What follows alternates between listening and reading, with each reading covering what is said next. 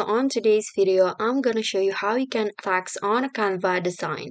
So here I have already opened my Canva design, and to add the text, you can just go to the left panel on your design and you'll find text option.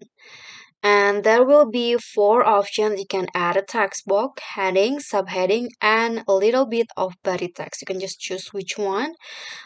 Here I'm going to just add a heading. Then you can just type in your word, and you can see that the text is too small, and if you want to make it big, you can go to the font size at the top and choose the size that you want. And if you want to move it, you can also use this to drag it like this. Okay, and in here there are also if you want to change the font, just click on in here. There will be lots of options of font. If you want to change the color, just choose the color in here.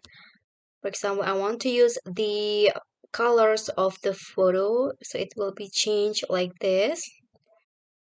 And you can also make some changes like make the text bold, italics. You can also change the alignment, and in here you can also add some text effects. There are lots of options that you can choose. Okay, so that's all for me. Thank you so much for watching. Don't forget to like, comment, subscribe, and also click on the thanks below.